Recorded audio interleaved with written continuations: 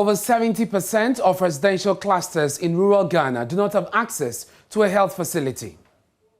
Tonight, we'll break down a report by the Ghana Statistical Service and tell you what this means for our development. Also here on Joy News Prime, 400-acre land at Gomoafete in the central region is fast becoming a replica of the old Agbogbloshie market, with some of onion sellers who moved to Kotoku are now pitching camp there. It's almost 400 acres. We have timber market here. We have rubber association. A big vast land, 20 acres for them. The timber, 10 acres for them. And this onion market, 40 acres for them. But what happens to traffic on the Accra-Winneba Highway? We'll tell you. Also here on Joy News Prime, minority in Parliament piling pressure on the Attorney General, Godfrey Adame, to make public his opinion on the Anti-LGBTQI plus bill, which seeks to criminalize the activities of homosexuals in Ghana. It will be significant and refreshing to know what the thinking of the Attorney General is on the merits of this bill. Which aspects of it does he agree with? Which aspects of it does he disagree with? Which aspects of it does he find wanting to seek an improvement to? And coming up in business, the former finance minister set Tekpe reiterates call for governments to prioritize and improve the fiscal economy in order to bring back to a sustainable path of growth. It lies in not austerity, I'm afraid. Sorry, not in expansion, but in raising, revenue is part of the problem. But we have not touched on expenditure. Charles Aite will bring us details. This is Joy News Prime coming to you live from our studios at Fanofa here, Kokomlemle, Accra. We're live on DSTV, channel 421, Go TV 144. This is your home of independent, fearless, credible, and impactful journalism. I am Ernest Minu. Stay tuned for details.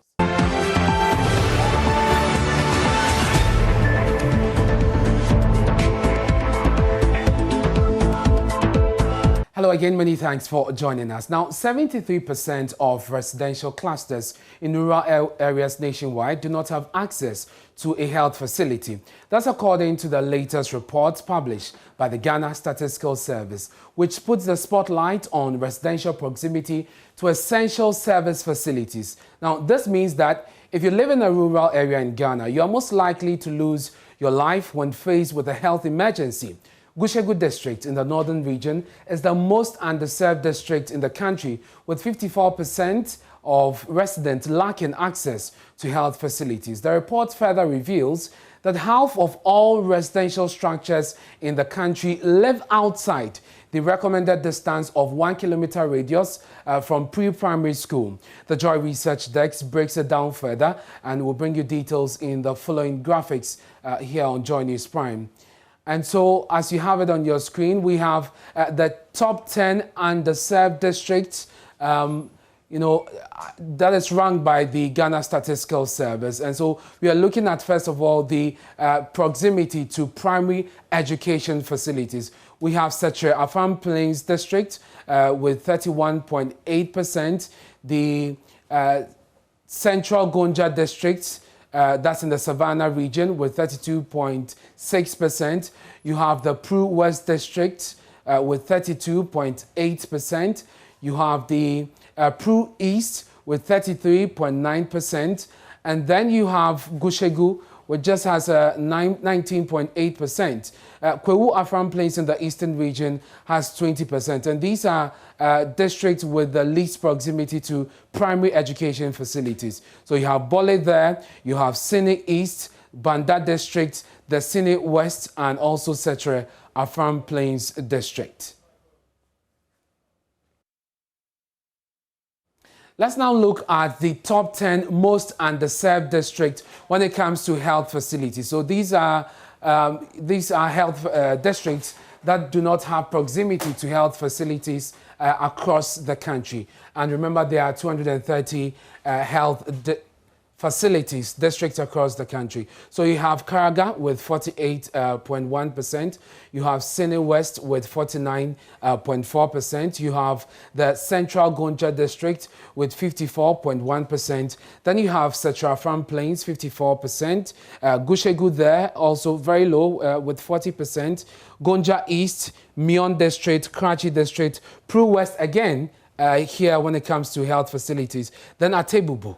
And of course, we mentioned Karaga. So these are the 10 districts that are underserved when it comes to their proximity with, health facilities in the country. Now, let's go to the Bono East region and speak to correspondent Anas Sabit. Anas, 3 of the top 10 districts ranked as most underserved are in your region, with Pru East at the very top. You are on the ground. Paint the picture for us. Yes, Ernest. The statistics as shown, or as you read earlier, is actually the true reflection of the situation on the ground. You look at these districts, precisely Pru East and Pru West districts of the Bono East region, you realize that a lot of the people in the Pru East area, are beyond the Yeji River, and as a result of that, getting access to the only health facility in the area is a huge challenge to these people. The entire Pru East and Pru West do not have any government health facility. The only health facility in the 2 districts is the Yeji St. Matthias Catholic Hospital, which is in Yeji. Now, this facility is serving both the Pru East and Pru West districts. And with the people of Pru East, who are mostly, especially those who are living beyond the Yeji River, they need to access either the Pantu or a boat to get to this hospital. And access to this hospital is a huge challenge for these people. And so I'm not surprised these 2 districts are part of the top 10 because of the absence of enough health facilities in the area. And the only one that is serving the entire area is not that closer to the people who are scattered across the area. And you've brought us several reports on health in these districts and indeed in the region. Residents are indeed worried about it. What have they been saying, and what are health authorities doing about these concerns? Yes, a number of times we visit this area. Some of the residents from our, the number of reports we've covered from this area, they are they do not have hope now, as in the people getting the needed, health, care they deserve, especially in the Pru East area. Sometimes even health officials will have to cross to these communities with the boat. And so these people are currently without hope that there will be help from somewhere from our interactions with them. Until something urgent is done for these people, they have lost hope, as in the number of times we go there to even give reports. Sometimes they even tell you, we've been speaking about this for decades, nothing is being done, and nothing seems to be done about the situation. No East correspondent Anas Sabit there. Now, let's go on to the other Zoom link. Deputy Government Statistician in charge of Social and Population Statistics, Dr. Faustina Frimpong Angwa, joins us. Thank you very much, Madam, for your time here on Joy News Prime. Now, this report is based on data generated from the 2021 Population Housing Census. First, underscore the importance of this report within the context of development. Good evening, sir, and thank you for having me on your show. For the 2021 Population and Housing Census, we took delight in trying to capture all information about structures within the country. And for the first time, we took the GPS codes of every structure. And we also wanted to identify what these structures are being used for. So structures that were marked as residential and structures that were marked as maybe health facilities or other facilities. Now, one of the important things we wanted to know that for basic health or for well-being of people, we think that basic access to these essential services such as education, health, safety, and security is important. And therefore, we wanted to find how residential areas are either close or far away from these services. And the important thing is that if people have access to a basic education, they are able to make good use or educate themselves to be able to have a good livelihood. Again, for healthcare, as you talked about, a healthy people is a wealthy nation. And therefore, if the people are not able to access good healthcare, then it is imperative that something must be done. And so in this work, we try to find how far apart are residential structures away from these identified essential health services. And so we took this geo-reference, and therefore we wanted to just find out how residents are structured. And I made mention that for the residential structures, we know that in Ghana, some live in villages, towns, cities, hamlets, and therefore those that live in hamlets or villages, we try to put them in such a situation that we'll be able to have a group, because it is not prudent to just put a healthcare or maybe a school for a community with a population of only 50. And therefore, how do we get some of these groups coming together or nearby villages so that such facilities could be made available to them? And the importance is that development is hinged on making sure that everybody benefits from these resources that are available to us to be able to ensure that they live a worthy life. So for those areas that are underserved, what may be accounting for this? Is it just poor planning, the lack of it, or even the lack of resources to simply provide these facilities? Again, I think that we have to place this in context. For example, dealing with education, we did talk of that for education. Ghana Education Service sees basic education as having 2 years pre-primary, 6 years primary, the geo-reference codes of these structures. And for us, we took structures such as that have maybe served as a use as a bank, microfinance, savings and loans, and then we look at those credit unions. And therefore, we looked at areas have these structures there and wanted to know how far or close. For us, if you have maybe a banking facility or microfinance or rural bank or maybe a SUSU that is able to advance loans or people are able to deposit with them, it enhances people's businesses. And therefore, if in the rural areas it is lacking, then we believe that maybe in terms of accessing loans for development or credit, it becomes limited. And so this is the little I have to contribute. Thank you very much. That's the Deputy Statistician, the Ghana Statistical Service, Dr. Faustina, joining us with details of a report they released today on the proximity of Ghanaians to key facilities, mainly health, education, and financial institutions. So we can look at some takeaways from the report that was released today. So it says 73% of residential clusters in rural areas nationwide do not have all the 3 required levels of basic education, that is pre-primary, primary, and junior high schools, and nearly 1/3 of rural residential clusters nationwide, that is 6% of urban clusters nationwide, do not have any facility providing education services.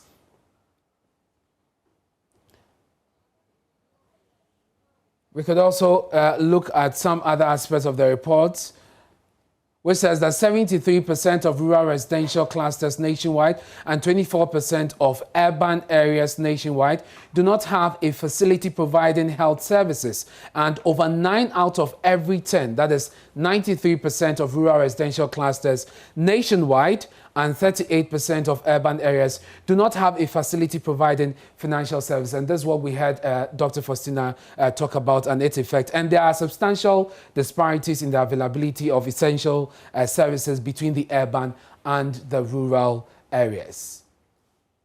Again, half of residential structures, that is 51% of the country, live outside the recommendation distance, that is 1 kilometer radius from pre-primary school.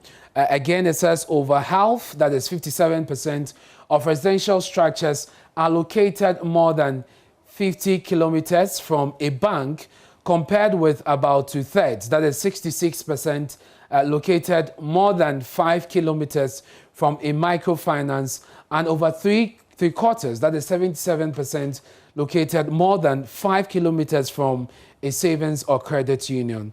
And it also says that the Savannah region has the largest percentage of residential structures living farthest from education and health services, ranking last for all 6 facilities providing these essential services analyzed.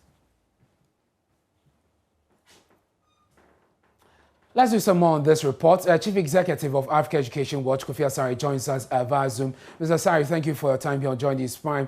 We're learning tonight that half of residential structures in the country live outside the recommended distance of 1 kilometer radius from pre-primary schools. Is this worrying? Yeah, good evening and good evening to your cherished audience. It is a worry to us. It's an issue we keep raising with government and stakeholders. Quite recently, I was in a community in the Western region, in the Memphis Central District, where Kofi Krum, to be precise, where girls had to walk 14 miles a day in and out to access junior high school. Why? Because about 25% of primary schools, I'm talking of about 4,000 primary schools, do not have junior high schools. So if you attend schools in this primary school and you complete school, you need to walk to the nearest community with a junior high school to continue your junior high school. And in the case of this community, they were doing 14 miles a day. If you go to Sydney East, it is even there. I mean, the data you put out in the report suggests that in districts like Sydney East, Jurassic Dumase, Puru, in those regions, it's even there. 65% of primary schools in Sydney East do not have access to a junior high school. Yeah. So in most communities, you graduate primary school into dropping out, or in private school where you have to pay. And if you can't pay, you drop out. That is why every day about 30 students in Ghana drop out of basic education. Okay. So the issues that have been raised by the Statistical Service are real issues that we education practitioners have been confronted with over time. And we keep drawing the attention of government to the fact that we have to increase investment in basic education. Now, underlying all this is funds. It is only money that you can use to provide adequate infrastructure, use to provide infrastructure at the right location to ensure that children are able to access pre-primary, primary, and junior high school education. But what are we seeing? In 2008, basic education by about 18 percentage points. The meaning is that we keep reducing investment in basic education outreach in our system.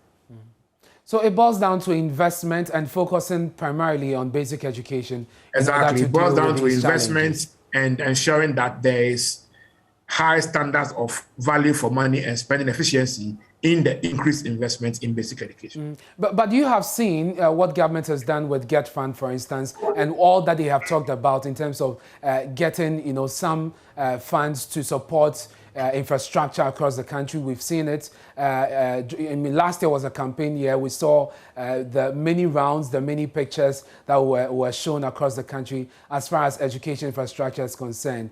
Exactly. Will this, and you have seen the plan, most of it, will this deal with it in the long run?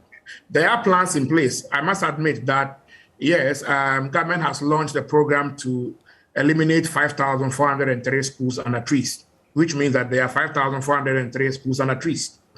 Now, this plan was launched, this particular plan was launched about 7 months ago. Okay. Government requires 3.5 billion Ghana cedis to provide these 5,463 schools under trees in the next 5 years.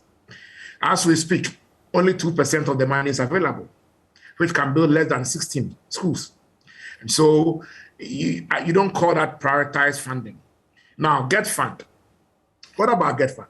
As we speak now, because of the capping regime that the Ministry of Finance is running, only about 25% of Get Fund's inflow actually gets to Get Fund because of the capping regime. Now, apart from the capping regime, the Ministry of Education has securitized a portion of Get Fund for a loan. And that loan is heavily being used to develop secondary education infrastructure, which is great. So we can end the double track and expand access to secondary education. The challenge is that because of the securitization of the Get Fund and the loans that we are actually financing from Get Fund, this year, for instance, more than 60% or approximately 60% of Get Fund allocation went into servicing of debts. Okay. Not repayment, servicing of debt. So only 40% of the amount available after the capping only 40% of the amount available went into scholarships, infrastructure, etc. So if you look at the funding Get Fund is providing for infrastructure development in basic education, it's a downward curve because so far as we have a capping regime where only about 25% of what should have come to Get Fund is actually coming to Get Fund, and the rest being diverted to other sectors of the economy, not education per se. Okay. And so far as we have Get Fund being used as a security for certain loans, you will continue to have very little available from Get Fund to build schools. And so perhaps we need to look at a new financing model that will be able to deal with this. Mr. Sari, I'm grateful that you could join us here on Joy News Prime. That's the Executive Director of African Education Watch. Now, there's the health aspect of it, basically the access to health for many people in the district across the country. The medical sociologist, Dr. Gabriel Benaku, joins us on Zoom. He's also the former national chairman of Coalition of NGOs in Health. Mr. Benaku, the Ghana Statistical Service report talks about 73% of people in rural areas not being able to access healthcare facilities. We know government has talked about Agenda 111, for instance. Is that plan enough to address this situation?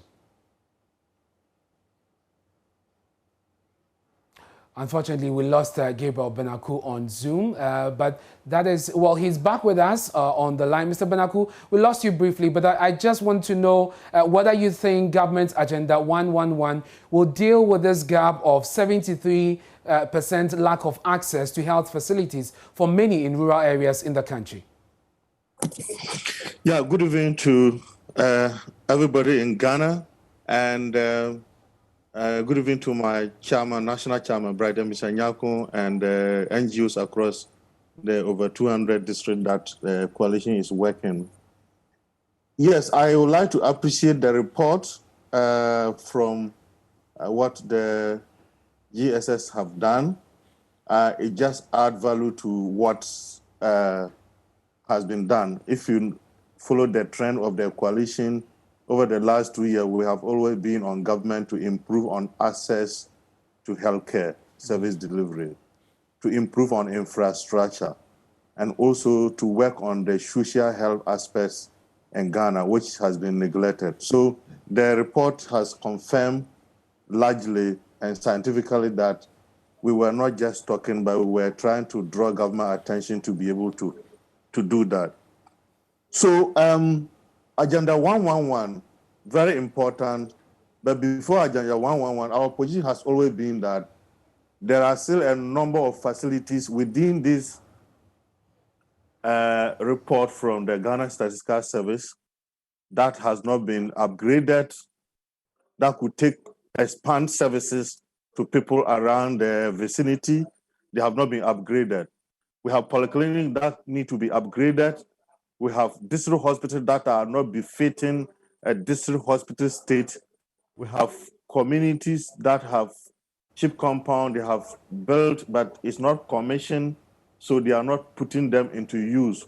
So government need to really clean up the health sector infrastructure provision before it can add on to others. So it's very clear in all the districts that the Ghana Statistical Service has brought the report, we have pointed to government facilities that are there that have not been completed, that have not been put to use, or that has been utilized. So we cannot continue to make noise about it. It's very instructive. The research are showing, the reports are showing, and what government needs to do is to do a response to the people. Very well. But we, the Coalition of NGO in Health, we would like to say the following things. In Ghana, we do not have community medicine policy. At the national level, we seem to have recognition of the traditional medicine. But at the community level, which is part of constitutional provision, and is part of the Ministry of Health, Ghana Health Service arrangement, let's have a community medicine policy. So where health services are not reaching, the community health practitioners can provide access to basic support services. And when we say health, we are not talking about only medicine, but we are talking about therapeutic intervention. Okay. We are talking about access to good nutritional services, which we already have, but we need a policy to back on that. And so you think that once government adapts this measure, it will help bridge the gap? Yeah, you expand because Dr. Benako, I'm the grateful. orthodox system is already doing, but we need to expand and we need to find the other alternative to be able to expand access to health services. Definitely. We'll leave it here because of time, but we're grateful that you could join us, Mr. Benako. I'm grateful. That is the former director, chairman of the Coalition of NGOs in Health. He's also a medical sociologist. Still to come here on Joy News Prime, 400-acre land at Gumuafete in the central region is fast becoming a replica of the old Agbebloshi market, with some of the onion sellers who were moved to Kotoku now pitching camp there. Land is almost 400 acres. We have timber market here. We have rubber association. A big vast land, 20 acres for them. The timber, 10 acres for them. And this onion market, 40 acres for them. And coming up in business with Charles, former finance minister Seth Terkper reiterates call for government to prioritize and improve the fiscal economy in order to bring it back to a sustainable path of growth. The solution lies in not austerity, I'm afraid. Sorry, not in expansion, but in raising, revenue is part of the problem. But we have not touched on expenditure. You're welcome to Business. I'm Charles Aite. A former finance minister, Seth Terkper, has reiterated calls for government to prioritize and improve the fiscal economy, that is, raising enough revenue and rationalizing expenditure in order to bring back the economy to a sustainable path of growth. He insists that the challenges in the economy cannot be entirely blamed on COVID-19, saying that the economy received about $4.5 billion during the pandemic. He was speaking at Day 2 of the Ghana Economic Forum. The solution lies in digitizing domestic tax revenue collection. We have had Asikuda in the past. We have had, this only comprehensive digitization of domestic tax that we had came with the introduction of VAT. We attempted TRIPS. It has not, it did not succeed. It is my understanding that GRA is currently working very hard on a domestic tax that would integrate VAT and income tax and follow on the heels of the integration of the VAT service and IRS to form the domestic tax division. Now, a digitized platform for domestic tax must, of necessity, integrate with the customs system. And that is the only way in which that would integrate your external tax activities with the domestic tax and enhance compliance. Now, I do not in the least downplay COVID. The point I'm making is that COVID was fully funded. The deficit still to, in my estimation, 13, if not 15% by the end of this year. What is it that has made our debt exceed 2020 levels by July ending? And that means that we are set to borrow, to the end of the year for 5 months. Clearly, we are seeing debt above 80%. T-bills and other rates apparently low, but not going to the Ghana fixed income market, for example, to do the full extent, of tenders for financing. There has been or factoring, of debt to contractors. Now, delivery service provider Global is embarking on a key expansion drive to ensure that its services are available to other parts of the country, apart from Accra and Tema. The initiative is expected to see an injection of 3.5 million euros from the company. There is more in this report. Expansion works is beginning with the opening of Glovo's operations in the Ashanti regional capital, Kumasi, before the end of the year. Glovo is expected to use the expansion drive to employ more youth and local partners to support the economy. According to the co-founder Sasha Michoud, the company has identified Ghana as a growing market for the digital delivery business, hence the decision to increase its investment. The target is to inject about 3.5 million euros into the initiative. Ghana is a very exciting market. I think not just for Glovo. I think generally it's a country which is clearly moving very quickly. I mentioned it earlier. I think the government really believes in digitalization.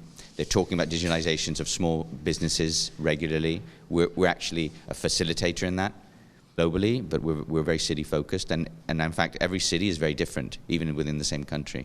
So as we launch new cities in Ghana, we'll probably address them in a very different way because they have their own. So we're very happy so far, and we want to really double down in Ghana and be part of the system.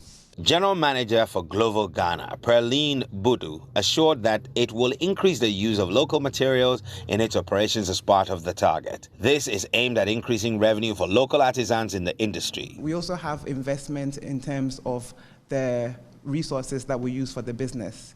So some of the opportunities that we have right now is that we are importing the majority of the assets that we use, including the delivery bags, the paper bags that we use for the delivery. And in the long term, we're actually looking to transition to having that locally supplied, so that instead of us transferring that investment outside to a foreign company to invest these assets in for us, we can actually invest that locally here, because that is also the primary source of investment coming from us, and we are looking to transition those kind of opportunities to local companies here.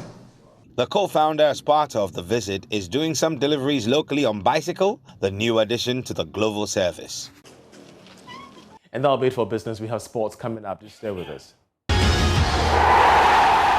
Hello, good evening, and welcome to the first part of the sports segment here on the Joy News Prime with me, Reiko Ampofo. Accra Heart of Oak is sweating over the fitness of left-back Radio Vuka ahead of their CAF Champions League playoff return leg against Raja Casablanca of Morocco. However, head coach Samuel Boadu is optimistic Congolese defender would be fit for October 24th clash. Here's a Joy Sports report. The Continental Club Masters suffered a huge injury blow on October 17 when their influential left-back Radi Ovoka could not complete the full 90 minutes in their 1-0 win over Wydad Casablanca in the first leg of the CAF Champions League playoff at the Accra Sports Stadium. There are reports the Congolese defender will not be available for the return leg on October 24, but with 5 days to go, Hearts coach Samuel Boadu is confident Radio Voka and the other players nursing injuries will be fit for the big game in Casablanca. He costs us a lot because early change causes a lot of things, so it makes our system and strategy fail. But once we have a replacement, we work on him to take that position. But I know that Ovoka cannot come to this match, and even not Ovoka alone. We were playing with a lot of injuries. Salifu and Kalipa Mankwa cannot play. Nate, a lot, but we manage. We try to push them. So I think from now going to work on them so that they will all be fit, so that when we go to the Morocco, we can do well. The winner over 2 legs progresses to the group stage of the CAF Champions League, while the loser drops to the CAF Confederations Cup. Samuel Boadu is optimistic Hearts will qualify. They shouldn't give up, because that's our motto. Yeah, we are going out and we make sure that we are going to qualify over there. Well, tomorrow the Black Queens would play against the Super Falcons as the pursuit of a place at the 2022 Women's Africa Cup of Nations begins. At stake is more bragging rights. We have more following this following Joy Sports report.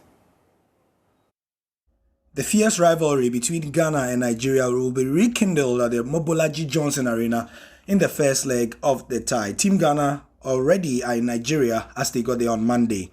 The African Women's Cup of Nations, which will be hosted by Morocco next year, will see the absence of one of these two countries who are giants of African football. And this is the case because of the newly introduced qualification format by CAF. The game will also serve as the ticket of qualification for the 32-team FIFA World Cup finals in Australia and New Zealand that is slated to be held in 2023.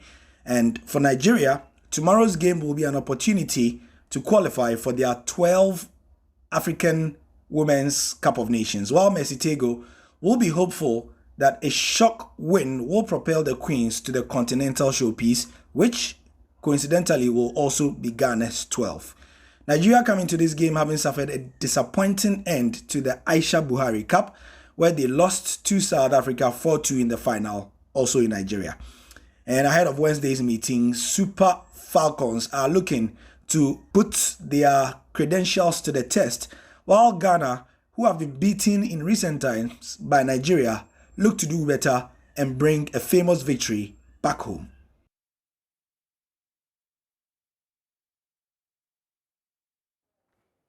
Well, before we go, let's get the latest in the Champions League, and the group stages are currently being played, and you can get an update of the scorelines. We saw Manchester City beat Club Brugge by 5-1 in the early kickoff. Paris Saint-Germain versus RB Leipzig is currently 1-1, and what a tie has been in Madrid so far. Atletico Madrid coming back from 2 goals down after Liverpool raced into a 2-goal lead. Mohamed Salah scoring in 9 consecutive games for Liverpool. It's 0-0 between Porto and AC Milan. And then for Besiktas and Sporting Lisbon, we saw the Portuguese side winning by 4-1. Ajax continued their fine start to the season, leading Erling Haaland's Dortmund by 2-0. And then Inter Milan, courtesy a strike by Eden Dzeko, lead Edmond Ados FC Sheriff. And that's how we wrap up the sport here. We'll be back for the other part of sport after the hour. And time now for Showbiz. My brother KMJ is back. Good to see you. How are you doing? Everything cool? Yeah, I'm fine. Nice one. We're good. So we've got a lot of stories around, and we're looking at Ghanaian artists. You know, the focus has been on them. And over the weekend on Showbiz A to Z, we had some conversations on it. And Rudy Kwache, who is actually the executive producer for Afro Nation Ghana, he's also the CEO of Rape Group, has spoken about Ghanaian musicians and why they put so much focus on the shows and not the business. So he thinks that it has to be balanced, you know, so they focus on the show and then the business as well. The CEO of 3 music networks, Sadiq Abdullah, has also spoken about in the same direction. This time he was talking about investment in their own craft. He thinks that Ghanaian musicians are not really investing in their own craft, and that's the reason why Nigerian artists are doing so let's hear from Rudy Kwache first. Yeah, about Ghanaian musicians and, you know, focusing on the shows and not the business. The show's name is Show Business, right? Yes. Showbiz A to Z. The industry's popular moniker is again show and business. We do well with the show and do terribly with the business. What is missing across board is not approaching everything we do with a creative enterprise as a business. If you look closely, those who approach it with business, far gone. Far gone. Far gone. I'm tempted to ask like. Plenty. And I can name from musicians to artists to writers to whatnot. Like, I mean, look, Mahama's foray into the creative arts. You mean Ibrahim Mahama? Ibrahim Mahama. Contemporary arts. Yes, contemporary arts. Like, it is possible for the guy that used to do signage at your corner to actually done that. But the thing is Mahama saw the steps.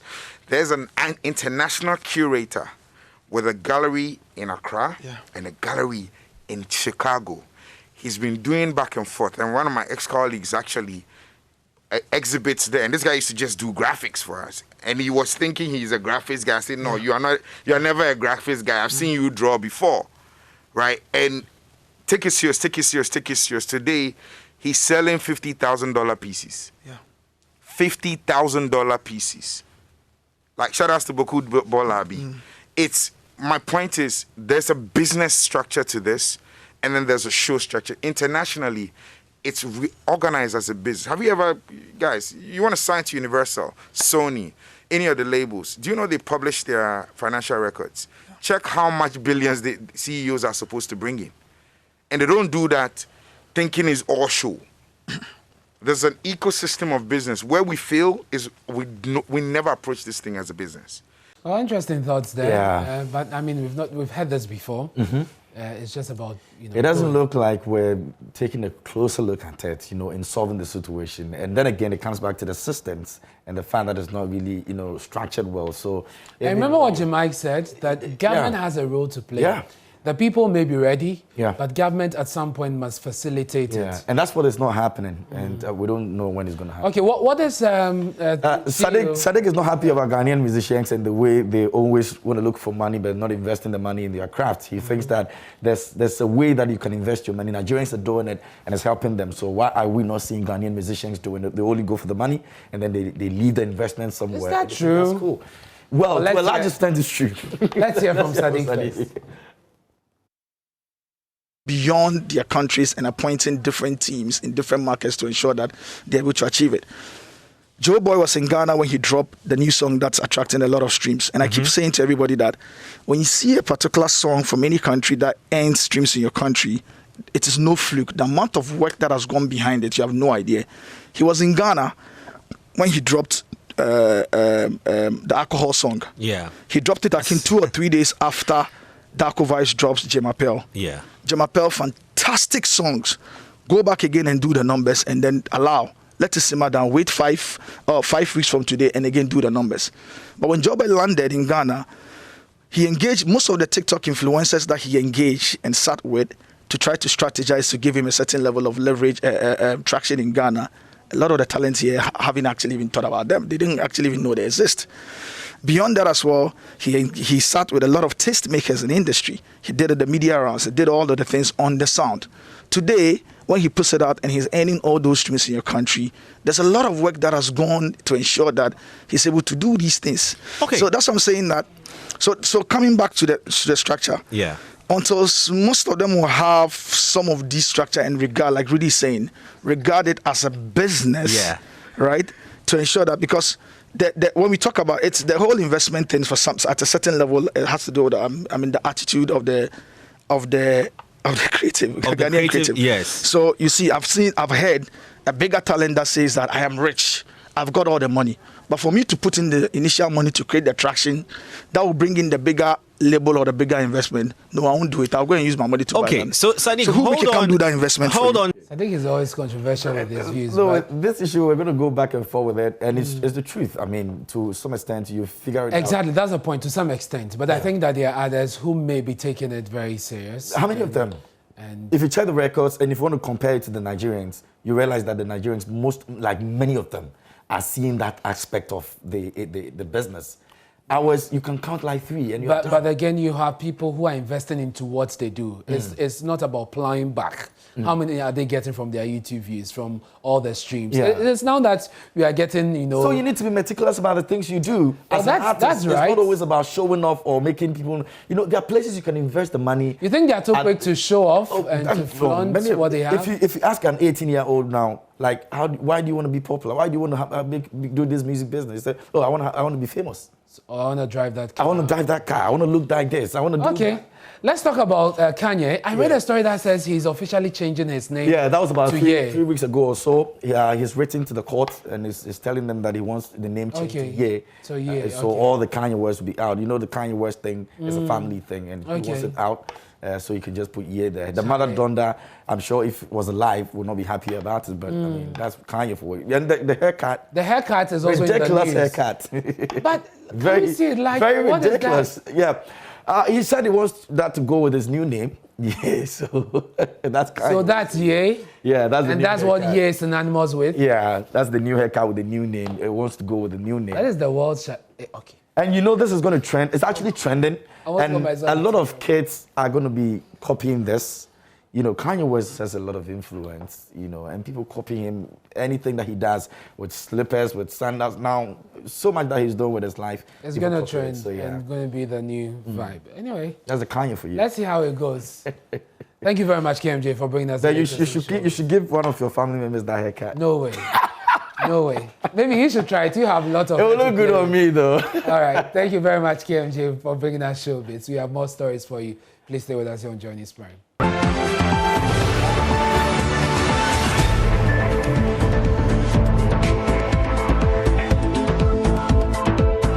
enjoying News Prime. A 400-acre land at Gomoafete within the Gomoa East District of the Central Region is fast becoming a replica of the old onion market at Agbogboshi. In July this year, the Greater Accra Regional Minister Henry Quartey supervised the relocation of onion sellers to Ajay Kotoku after decades of failed attempts. As their old site undergoes development, John News checks have revealed some of the onion sellers are now occupying part of a 400-acre piece of land off the Winneba Highway. Manuel Cranton has more from Dominase, which is fast being taken over by trading activities.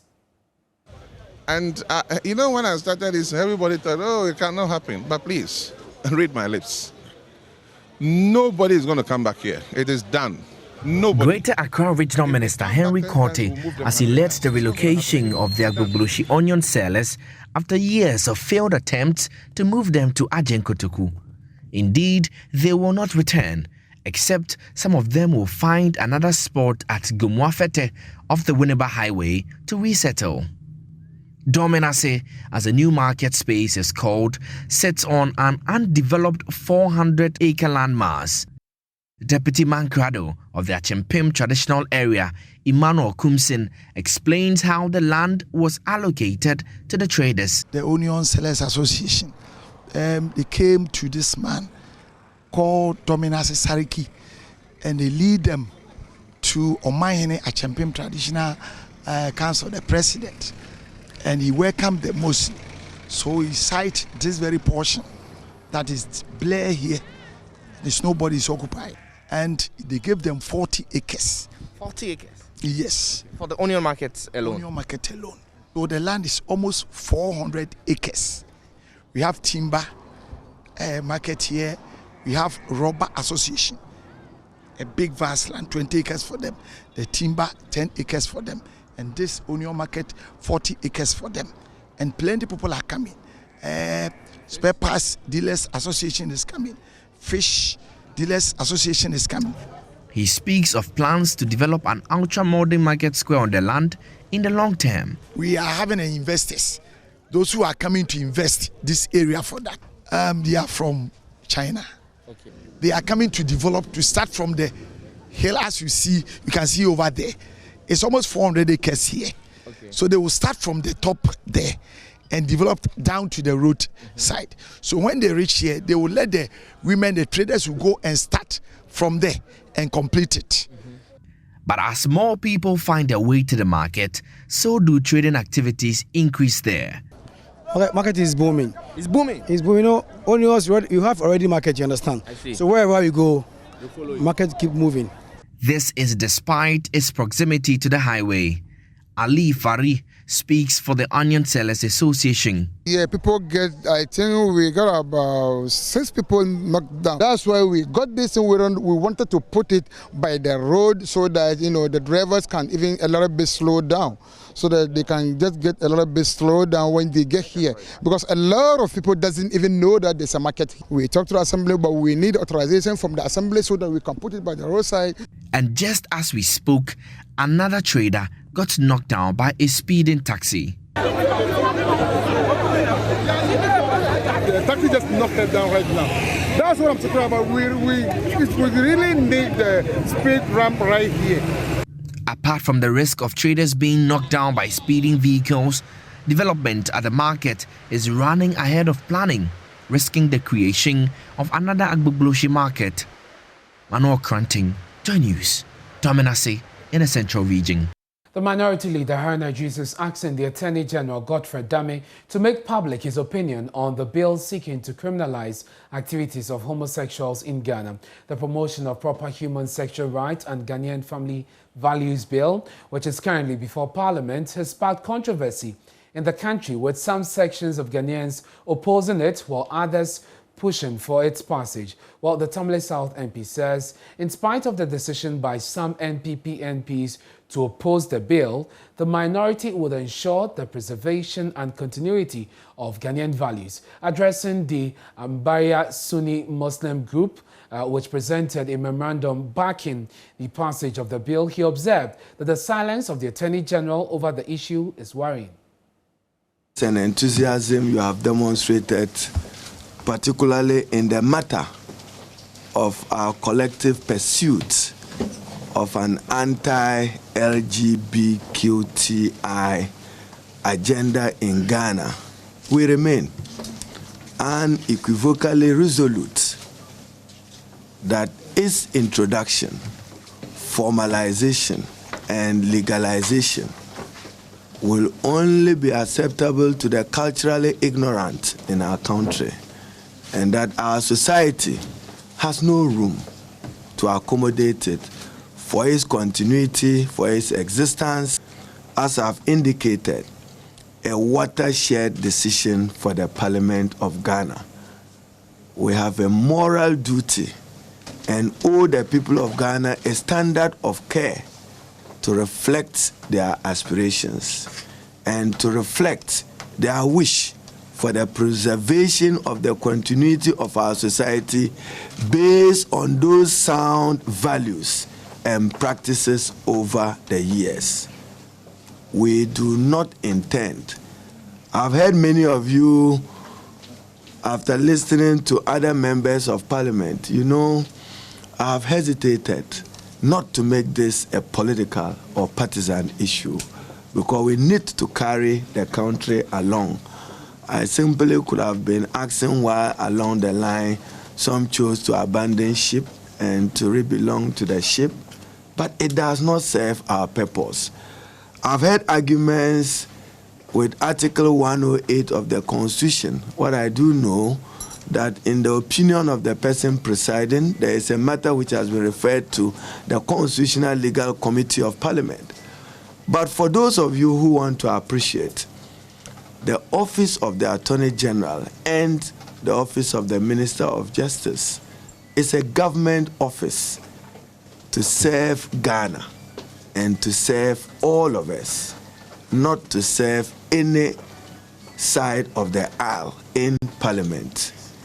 It will be significant and refreshing to know what the thinking of the Attorney General is on the merits of this bill. Which aspects of it does he agree with? Which aspects of it does he disagree with? Which aspects of it does he find wanting to seek an improvement to? That should be the basis of any consultation to begin with.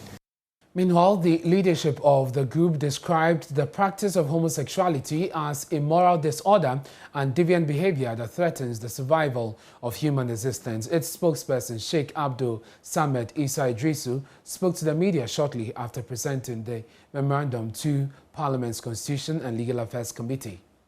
The issue here is Ambaria as a religious body identifies with any member or any citizen within the country who is a human being, as to whether the fellow is a Muslim or not. That's something different. We identify with the fellow as we all being Ghanaians. We equally identify with whatever rights all of us have to exercise. However, whatever we were doing within the country, it shouldn't be something that will lead to our retrogression or our underdevelopment. The upside of these activities or practices, gayism, lesbianism, and what we all know, is something that is undermining the very existence and survival of the human species. Putting it this way, if all of us should stop the normal sexual practices and come to practice man-to-man sex, woman-to-woman sex, 100 years from now, there will not be any human being existing or living on Earth because there will not be any reproduction within the human species. So this we identify.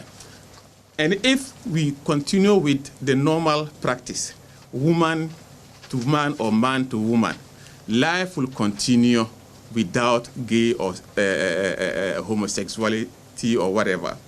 So for this reason, when this bill was put before Parliament, Ambaria identified with it and found it expedient to contribute to it and give it its support so that Ghanaians, as they have put their support behind it, will identify with the bill and promoters of the bill so that it will be passed into law. Now, it has emerged that the mother of 4 who allegedly butchered her 2-year-old son without any provocation committed the act moments after returning from church. Police say 30-year-old Hannah Ekuya-Afriye inflicted machete wounds in the head and lower abdomen of her son in the presence of 3 other children. But her neighbors at Ejako Buahong say the suspect did not show any sign of abnormality until after the act. Hannah is currently on admission at the Ankafo Psychiatric Hospital after the Kodia Magistrate Court granted the police request to seek psychiatric examination for the suspect, whom police say acted strangely after her arrest. My colleague Ohim Interior, who visited the family house at Ejako Buahong, reports the children who witnessed the murder are yet to receive any psychological care. Behind me is the house where a 30-year-old mother of 4, Hannah Ekuya-Afriye, is alleged to have butchered her 2-year-old son to death. According to the Kodia police, the incident happened in the presence of the 3 other children of the suspect, a situation which has left the children traumatized. Acting District Police Commander for Kodia, DSP Jeremiah Alali, has been explaining to Joy News how the suspect ended up killing the 2-year-old son. It was Sunday when the husband of the woman came to the station at Kodia to report that he was called that the wife, a 30-year-old woman by name Hannah Ekuya-Afriye, slashed their 2-year-old son, Maxwell Piabuga, head with a cutlass for no reason. So he rushed this boy to Tafo Government Hospital and was pronounced dead on arrival. So I dispatched my men to the place. They went, and lo and behold, it did happen. So they arrested the woman after examining the body and then placed in a morgue over there for autopsy. Actually, they are traumatized. When we visited the scene, we saw how they were, at that point, they were afraid of their mother, their old mother, because it was a sad moment. They will not get closer to her. According to DSP Alali, police have not been convinced about the conduct of the suspect and has prayed the Kodia Magistrate Court to grant an order for further psychiatric examination for the suspect. They brought the woman, but upon interrogation, we realized that she wasn't normal. Well, we are not experts, but we went to the scene. We visited the scene of crime. That is in their house at Buahong Sasa Road there.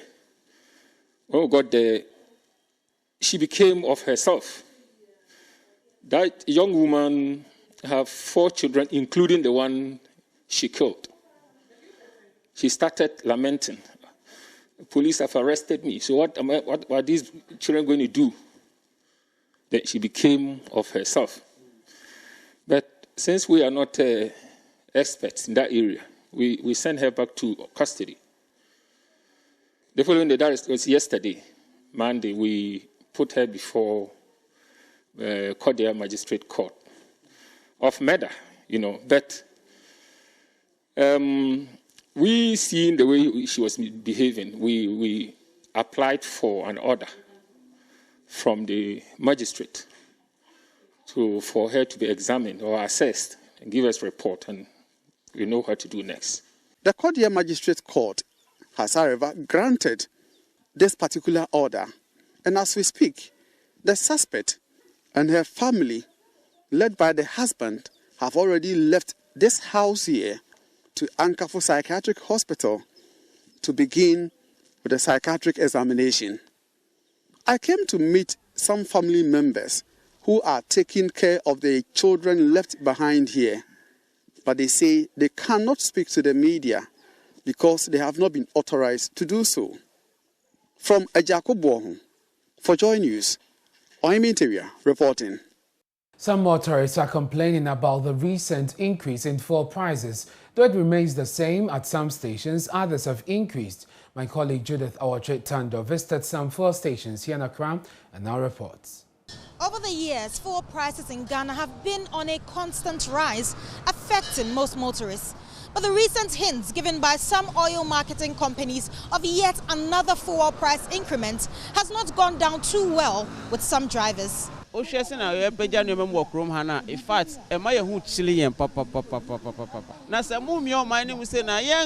increment on most products in the country has made life difficult for the less privileged. The percentage that comes from the increase in the price of fuel largely goes to those in high places, and the government should look at reducing the prices.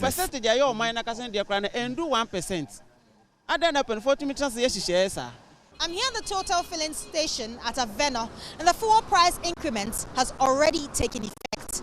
A liter of fuel at 6 cedis 52 pesos is now being sold at 6 cedis 80 pesos. Motorists are in fact frustrated. First, we used to buy 30 cedi for the whole day, but now it's like you have to buy 60 cedi, and it's not helping. The way that we get, not to talk of we buying fuel 60 cedis. That's for my bag. I don't know for those who are using the big bags. They have to buy more. And the income to is not that much here. We say if you buy 60 cedis, we'll get more. You have to pay bills, you have to buy food and things. So the increase of the fuel here is not helping. It's too much. And now, not everyone can really afford it on this price, honestly speaking. Well, the situation here at the Shell filling station is quite different, as fuel prices have still not increased. Although officials refuse to speak on record, they tell me that they are uncertain whether these fuel prices will go up or not. Well, I'm here at the Goil filling station in Nima, and the prices have also not gone up. But motorists believe the station keeps the prices at a standstill, as an increment would gravely affect them. I'm not feeling happy. Why? Yeah, because you see, the moment the price will go up, everything will go up. Prices of foodstuffs, and everything. So we are pleading or we are begging. They should maintain the prices as at now. You understand? Because things are not moving on well. Honestly speaking, as a country, we feel it, the increase, because I don't think all of us will go. Sometimes go for another company to buy from the oil company. So I think it really affects some of us too. But we appeal to them. So far as we are their customers, we appeal to them so that they don't increase it. Reporting for Joy News, my name is Judith Tando. The Chief Executive Officer of the Oil Marketing Companies Association, Kweku Dua, tells Joy News all fuel stations will be aligned by end of this week. Now, in other stories, less than a week after a directive to Ghanaian public sector workers to obtain a national identity card or lose their salary starting December 1, the Controller and Accountant General's Department has made a U-turn. The decision was arrived at after a meeting today between the Employment Ministry, the Finance Ministry, Controller and Accountant General's Department, and Organized Labour. The department, in that earlier directive, explained that the move was to harmonize its systems and synchronize its financial remuneration process through the card. Now, instead, the controller will rather transfer the names of public sector workers in the existing database onto the National Identification Authority database. In the process, the platform will identify all unregistered members of staff who are available to be factored into the new identification framework. We'll hear from them shortly, but first, Maxwell Alba has a wrap of the vehement opposition to the earlier directive. The two major teacher unions in the country have opposed the directive, with the Ghana National Association of Teachers calling the bluff of the Controller and Accountant General. NAT has threatened it will meet the CAGD with appropriate response if it goes ahead with what it describes as preposterous, intimidating and unfortunate directive. Yes, General Secretary Thomas Musa. Don't worry, you let him try it. If he's daring us, we will meet him. And like we indicated, we will respond appropriately. He should mark our words. Please, I think controllers should not provoke workers in this country. And they should be mindful. The man speaking, tell him to be mindful. Executive Secretary for the Civil and Local Government Staff Association, CLOCSAG, Isaac Bampo Ado, says the Controller and Accountants General does not have the power to stop the salaries of members. Nobody can also stop our salaries. Are you sure nobody can take your salaries? Nobody can take. It's an unfair labor practice. If you do that, we want to equalize. The General Secretary of the University of Ghana, University Teachers Association of Ghana, Professor Ransford Jampo, wants a review of the deadline. Head of Public Relations at the Controller and Accountants General's Department, Cephas Dosu, says workers were given prior notice about the directive. We're saying that if you fail to secure the card, it means that you have not availed yourself to earn your salary. Meanwhile, the Deputy Minister for Employment and Labour Relations, Bright Rekunbrobe, says his ministry is engaging the Controller and Accountant General on how best to resolve the disagreement. I'm sure if not tomorrow, early next week, we'll do something and come out with a communique. We all have to meet and then look at it. Well, Head of Public Relations at the Controller and Accountant General's Department, Cephas Dosu, in an interview with my colleague Mama Viosa Obaje, insisted the department will not backtrack on the directive. I appreciate their concern, but we should also understand that the responsibility of protecting public pets is also on our neck. And I'm sure you also are aware that the issuance of the national identity card did not start from today.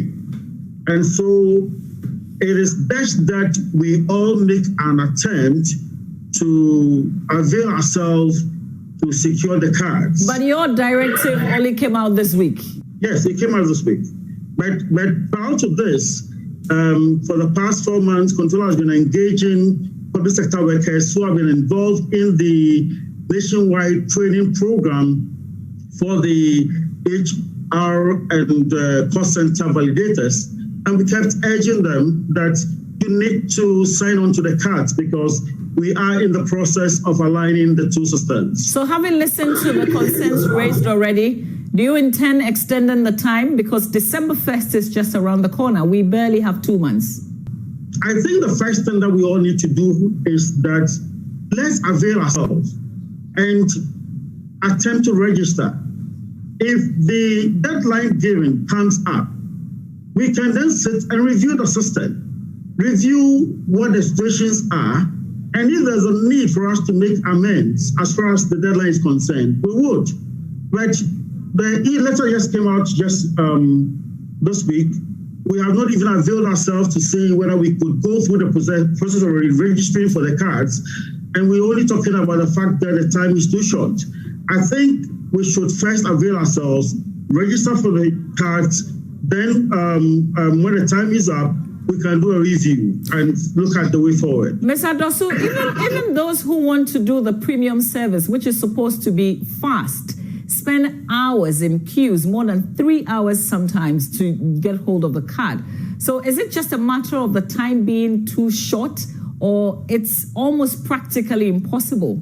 The NIA, I know that currently they have no less than 34 registration centers, which cuts across the whole country, and they are also extending the same facility also all into all districts. They are opening more avenues. So I'm sure that with the kind of challenge they are in, they are aware and they are addressing and repositioning themselves to be able to address the challenge. By December 1st, what happens if you don't have the Ghana card? We're saying that if you fail to secure the card, it means that you have not availed yourself to earn your salary. But what I'm saying is that, like Mr. Riley said, there have been concerns. We want to urge all government employees to avail themselves to secure the card. Well, we know that directive has now been withdrawn by the Controller and Accountant General's Department. You're watching Joy News Prime with me, Ernest Meno. Up next is Business with Charles Aite after this break. It's time for business. Over the weekend, a video circulated on social media regarding some 50 passengers traveling British Airways left stranded at the Kotka International Airport. According to these passengers, the airline had cancelled flights and directed them to reschedule without prior notice. The reason, a shutdown of their systems, officials say. Take a listen to what happened. If I was come from Bogatanga, where will I spend the night? It's not right. They will provide a hotel, don't worry. You have to provide a hotel. Yeah. I think you should be providing a place for accommodation. This is not right. You see why people carry guns? That's why You see why people carry guns? I'm annoyed here. I'm telling you. You see why people carry guns? This is not right. This is rubbish.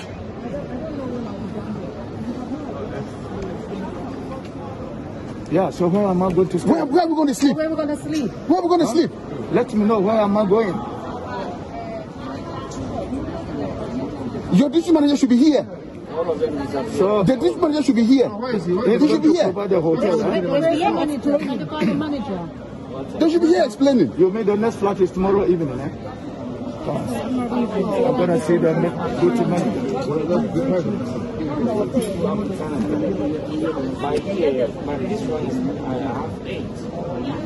Because of the time, that's why you know where I'm coming from and I'm standing here? Eh?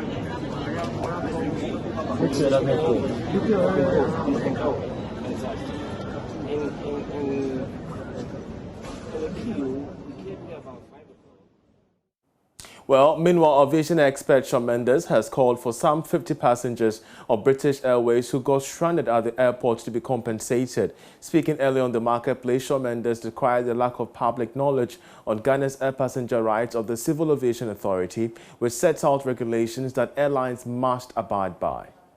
In a case like this, where it seems that the passengers were delayed overnight, the airline would be responsible to provide them at a minimum hotel.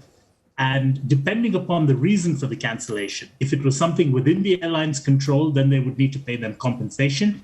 If it is something outside the airline's control, then they wouldn't need to pay the compensation necessarily, but they would still be responsible for ensuring that they were rebooked at the earliest opportunity and they were provided with refreshments, meals, and accommodation until they could be provided an alternative flight.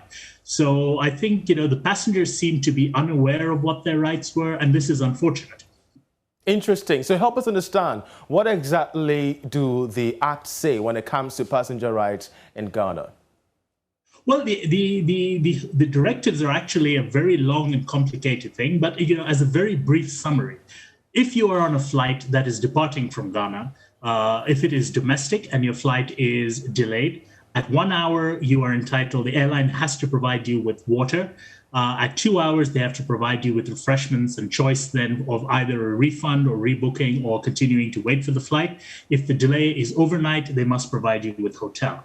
If it is an international flight, similar regulations apply. The timelines are a little longer. They don't have to provide you hotel unless the delay is at least 6 hours. If the flight is cancelled on a domestic flight, again, for a non-covered reason, so if the cancellation is due to weather or, flight safety or something as such, which is outside the airline's control, then certainly, they don't have to pay compensation. But if it's within the airline's control, on domestic flights, you can claim compensation of $60 equivalent in cedis for a domestic flight. And on international flights, you're entitled to compensation, depending on the distance of the flight, between $200 to $600. But on the flip side, when you are entitled to the compensation, there should be an open and shut case of, you shouldn't have to plead your case. The airline's not doing you a favor. If you are entitled to something, and this is something that is an entitlement, it is the law of the land.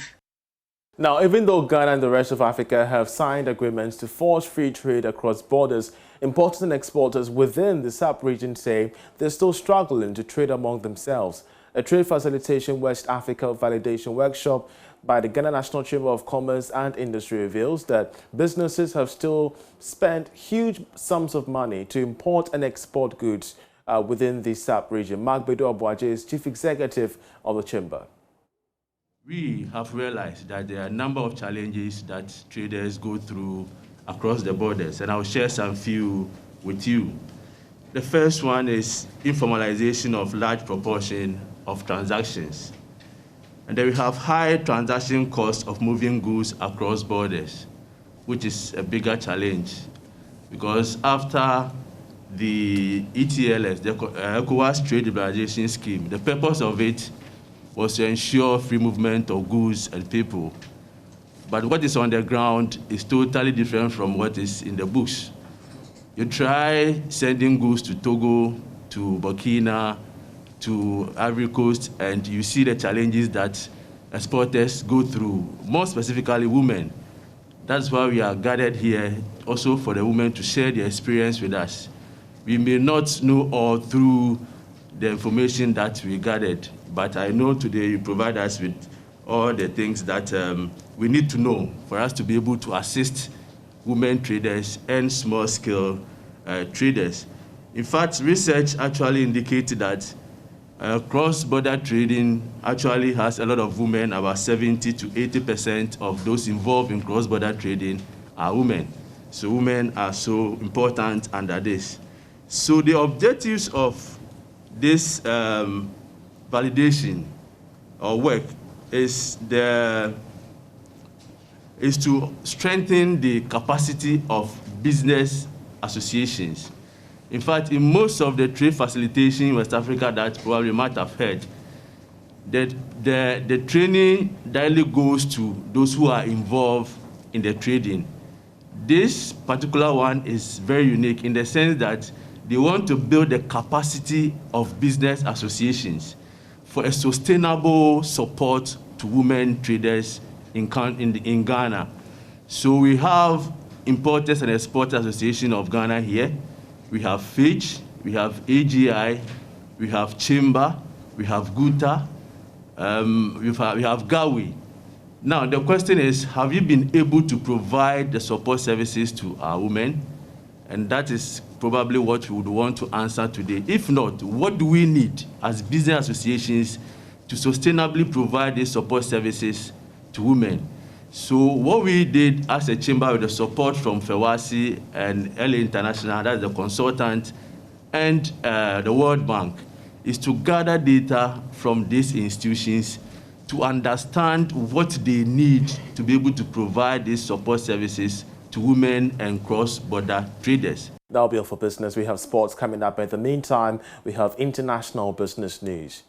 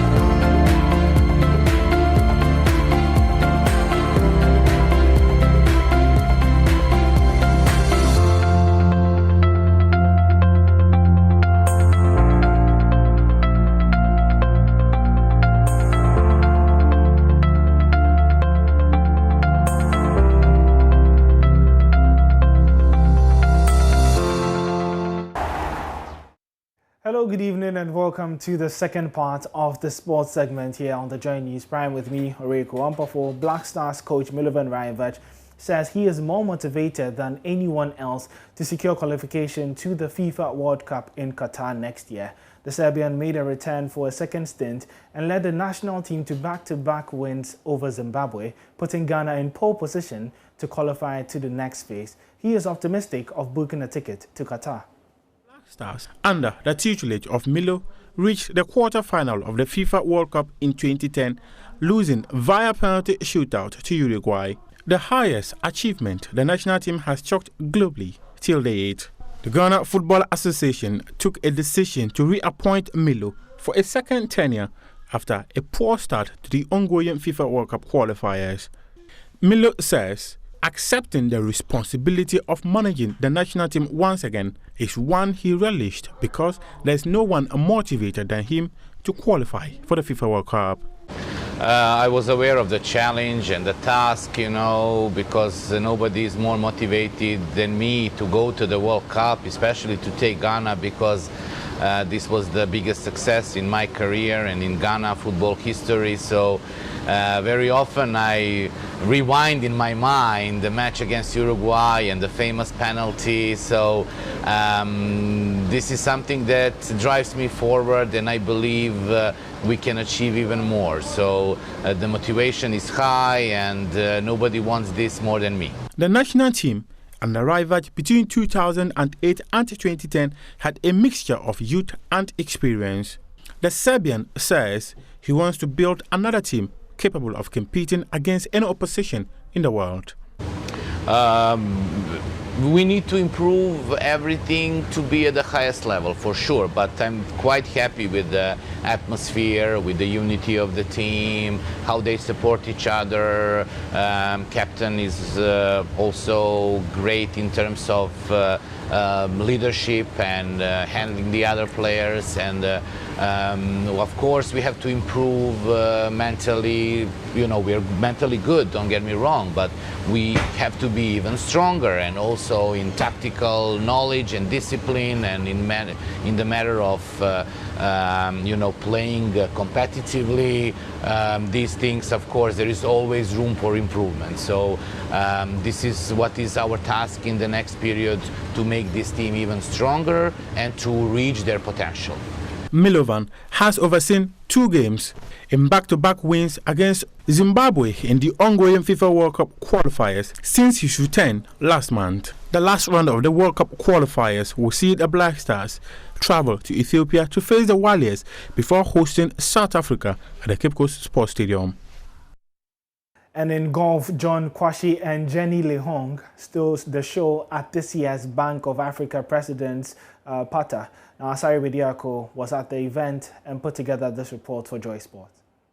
Over 92 golfers, including 16 ladies, competed in the 2021 edition of the Bank of Africa President's Pata. The one-day tournament was organized to commemorate the 85th birthday of Air Commodore KK Pumpuni retired, who is president of the Boknam Kim Golf Club. At the end of an enthralling contest, it was John Kwashi who emerged winner of the men's category A. Hudson Addy finished second and Francis Bannerman placed third. In the men's category B event, Bright Kobe was a judge champion with Michael Hetubise and John Kujo finishing second and third respectively. In the ladies division, unstoppable Jenny Lehon won the coveted trophy. Daisy Ano Apo placed second, while Catherine Fabi finished third. Managing Director of Bank of Africa, Kobe Anda, told Joy Sports the bank will continue to sponsor activities of the Boknam Kim Golf Club. We've been sponsoring BOK for maybe 3-4 years, and we'll do it for a long time to come. I can see now there are competitors trying to steal our hold on the club, but we'll hold on to it. There are more things we are planning with the executives to do, and we'll support. BOK is a unique club. If you look at Accra, BOK is the only club that is in the center of the city. You can play here in the morning and go to work. There are people who play lunchtime and go back to the office. People who play at 5 and go home. So that unique proposition is something that is rare to find in Ghana. and we want to be part of the story. Before we go, let's get the latest in what has been a dramatic night of Champions League football. It's been raining goals across the various match venues, and let's just get the latest scores from the matches. Paris Saint-Germain, they've done a little bit of their own comeback in the second half. It was 2-1 against them in that second half, but Lionel Messi with a brace penalty much later in the game to ensure that Paris Saint-Germain, they are well on their way to securing a second consecutive victory in the Champions League. In Group B, it was more drama. Real Madrid did have a chance. Atletico Madrid, hosting Liverpool, and Liverpool taking a lead 3-2 via a penalty by Mohamed Salah in the second half. Atletico themselves thought they had a penalty, but VAR ruled that out. Now, AC Milan is interesting. After returning to the Champions League in 7 years, they find themselves bottom with 0 points after 3 games. And Besiktas, they're losing earlier to Sporting Lisbon. And what a performance by Ajax, beating Dortmund by 4-0. Well, that's how we wrap up the sport here. My name is Oreko Ampofo. And that's it for Joy News Prime. Many thanks for joining us today. You can find more stories when you log on to myjoyonline.com. I'm Ernest Bino.